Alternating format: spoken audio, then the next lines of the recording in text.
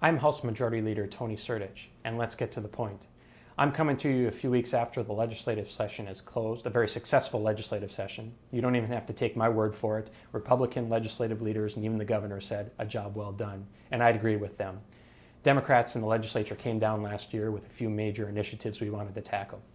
The basic and bread and butter issues: education, healthcare, property taxes, transportation, and jobs.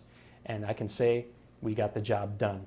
Number one, in education, we're able to reprioritize, even though we had a budget deficit, and give $51 per student more in funding to our schools.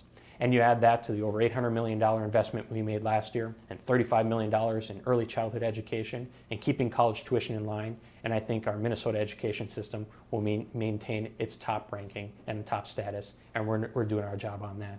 In healthcare, you're looking at, over the course of the last 2 years, ensuring 112,000 more Minnesotans, while looking at the cost side of health insurance as well.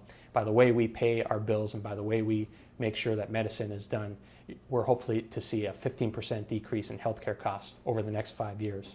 In property taxes, an issue that's been dogging the legislature and local units of government for years, we're able to invest new money in local government aid, a levy limit, but also an ability to pay for our most vital things like police and fire protection, and likewise, and able to provide direct property tax relief to Minnesotans as well. We finally solved the transportation crisis in Minnesota by investing new dollars, something that hasn't been done over the last 20 years, in a bipartisan way, working with labor and business, Democrats and Republicans, and Minnesotans will see job production and road safety in the state of Minnesota.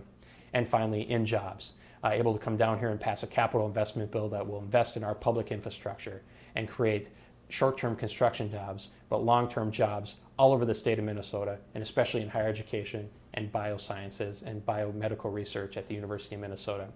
So overall, solved the $1 billion budget deficit, worked on education, healthcare, jobs, transportation, and property tax relief, and got done on time.